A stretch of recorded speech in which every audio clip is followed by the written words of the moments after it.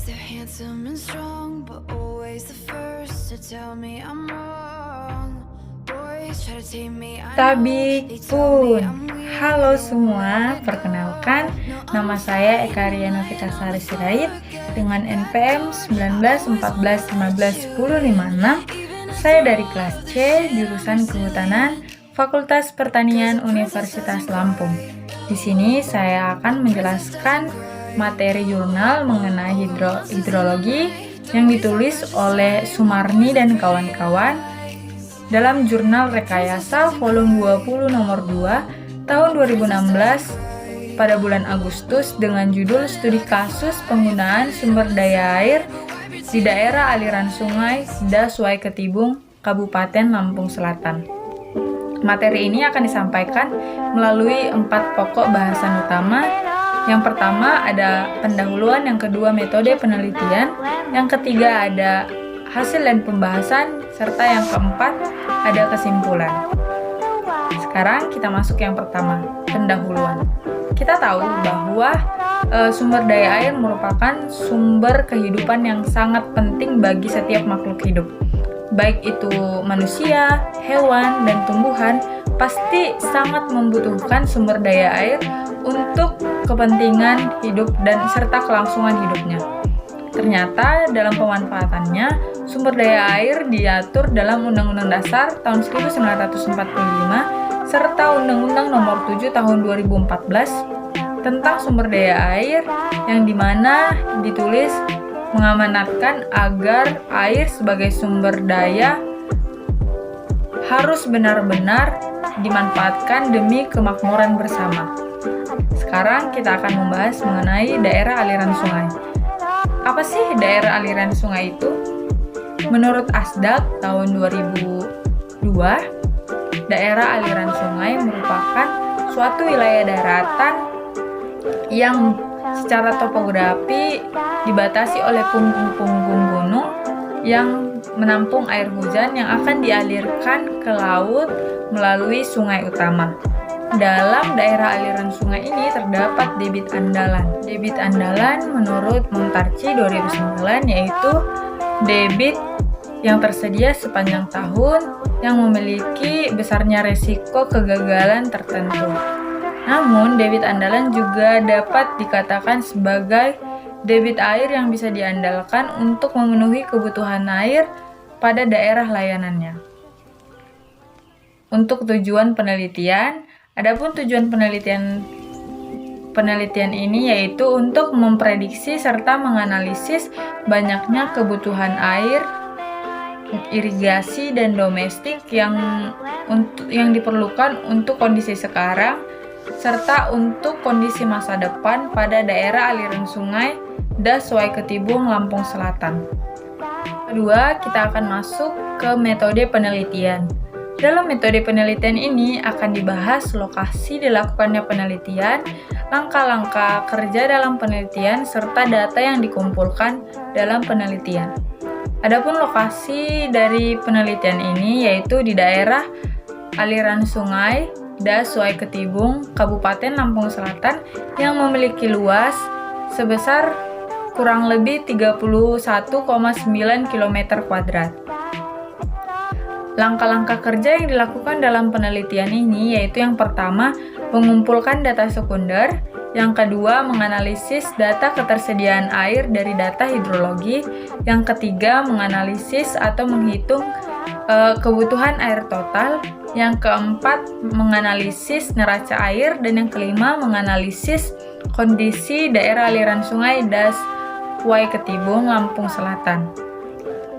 Data yang digunakan pada penelitian ini merupakan data sekunder, di mana data sekunder ini adalah data yang diperoleh dari catatan-catatan yang sudah ada. Biasanya sumber data sekunder ini berasal dari instansi-instansi terkait seperti Balai Besar Wilayah Sungai Mesuji Sekampung dan instansi lainnya. Data yang digunakan adalah data hidrologi, klimatologi, BPS, serta data rencana dan tanam dan relasi tanam. Pokok bahasan yang ketiga kita akan membahas hasil dan pembahasan dari penelitian ini. Yang akan kita bahas yang pertama adalah kebutuhan air domestik. Nah, daerah aliran sungai Waiketibung melewati 2 kecamatan, yaitu Kecamatan Ketibung dan Sidomulyo. Berdasarkan data BPS Lampung Selatan, pada tahun 2014, jumlah penduduk dari kedua kecamatan tersebut sebesar 123.913 jiwa. Karena perhitungannya diperlukan untuk sampai tahun 2024, maka untuk mengetahui jumlah penduduk pada tahun 2024 kita menggunakan metode geometrik dan aritmatika. Dengan metode geometrik dan aritmatika diperoleh jumlah penduduk pada tahun 2024 sebesar 144.496. Setelah itu, jumlah penduduk dikalikan dengan standar kebutuhan air domestik per jiwa per hari untuk mendapatkan kebutuhan air domestik, di mana standar kebutuhan air domestik itu sebesar 60 liter per jiwa per hari. Pada tabel dapat kita lihat bahwa pada tahun 2014 jumlah penduduk sebesar 123.913 dengan konsumsi air rata-rata liter per jiwa per hari itu ada 60, dengan jumlah pemakaian air liter per hari sebesar 7.434.780 liter per hari, dengan jumlah pemakaian air liter per detik sebesar 86,051. Nah, pada tahun 2015, dengan jumlah penduduk 125.891 jumlah penduduk, dengan konsumsi rata-rata air yaitu 60 liter per hari per jiwa, dengan jumlah pemakaian air liter per hari sebesar 7.553.459 liter per hari, dengan jumlah pemakaian air 87,424 liter per detik. Pada tahun 2016, jumlah penduduk sebesar 127.886 dengan konsumsi air rata-rata 60 liter per jiwa per hari, dengan jumlah pemakaian air sebesar 7.673.162 liter per hari. Jika dihitung per detik, maka 88,810 liter per detik. Pada tahun 2024, jumlah penduduk sebesar 144.496 dengan konsumsi air rata-rata 60 liter per jiwa per hari, dengan jumlah pemakaian air per hari itu ada sebesar 8.669.764 liter per hari, dengan per detik 100,344 liter per detik. Dari tabel yang tersedia dapat kita simpulkan bahwa semakin meningkatnya jumlah penduduk, maka jumlah pemakaian air juga akan semakin meningkat. Nah, yang kedua kita akan membahas mengenai kebutuhan air irigasi. Berdasarkan data pekerjaan umum Lampung Selatan, pola tanam yang tersedia pada daerah aliran sungai Waiketibung yaitu ada 2, musim tanam gadu dan musim tanam 1. Musim tanam 1 ada 2 golongan. Golongan pertama 821 ha luasnya dengan kapasitas 100% dan dengan golongan kedua 612 hektar dengan kapasitas 100%. Nah, pada musim tanam gadu golongan pertama sebesar 821 hektar dan golongan kedua ada 612 hektar dengan kapasitas 50%. Pada tabel dapat kita lihat bahwa kebutuhan air irigasi pada bulan Januari sampai bulan Desember dihitung dalam waktu 2 minggu. Sebagai contoh kita ambil bulan Januari minggu pertama sebesar 4,08, minggu kedua sebesar 4,89. Pada tabel juga dapat kita lihat bahwa kebutuhan air irigasi pada bulan September dan bulan Oktober adalah sebesar 0. Jadi pada bulan tersebut kemungkinan tidak membutuhkan atau tidak menggunakan air untuk irigasi.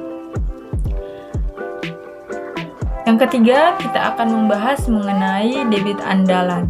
Nah, debit andalan seperti yang kita ketahui tadi, debit andalan merupakan debit sungai yang bisa diandalkan untuk memenuhi kebutuhan air di daerah layanannya.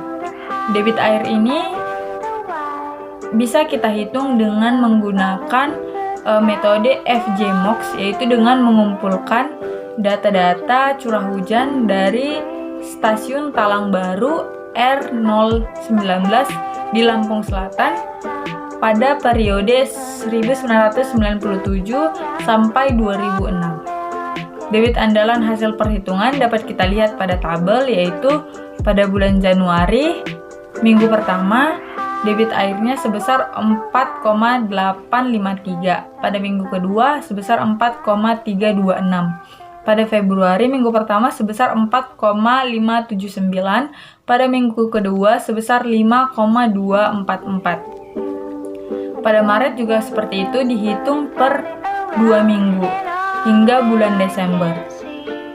Dari tabel dapat kita tarik kesimpulan bahwa debit andalan hasil perhitungannya tidak konstan atau tidak merata, tidak tetap begitu per bulannya. Nah, yang terakhir kita akan membahas mengenai analisis perhitungan neraca. Dari penelitian yang telah dilakukan, diperoleh 4 buah grafik neraca dengan gambar 1 ada neraca air Daswai Ketibung existing. Dan gambar kedua itu ada neraca air Daswai Ketibung kondisi tahun 2014. Gambar ketiga itu ada neraca air Daswai Ketibung kondisi tahun 2019. Dan gambar keempat ada neraca air Daswai Ketibung kondisi tahun 2024. Dari neraca tersebut dapat menggambarkan atau bisa menggambarkan kondisi-kondisi setiap tahunnya hingga pada tahun 2024. Setelah itu kita akan masuk ke pokok bahasan yang keempat, yaitu kesimpulan. Kesimpulan yang kita peroleh dari penelitian ini adalah yang pertama, potensi ketersediaan air di Daswai Ketibung pada kondisi existing rata-rata sebesar 4,228 meter pangkat 3 per sekon. Nah, yang kedua, ketersediaan air di Daswai Ketibung mencukupi kebutuhan air domestik di 2 kecamatan sampai tahun 2024. Yang ketiga, ketersediaan air di Daswai Ketibung mencukupi kebutuhan air irigasi dengan rata-rata 2,1773 meter kubik per sekon. Dan yang terakhir, kita dapatkan hasil kesimpulan bahwa penggunaan air domestik tidak mengalami perubahan yang signifikan.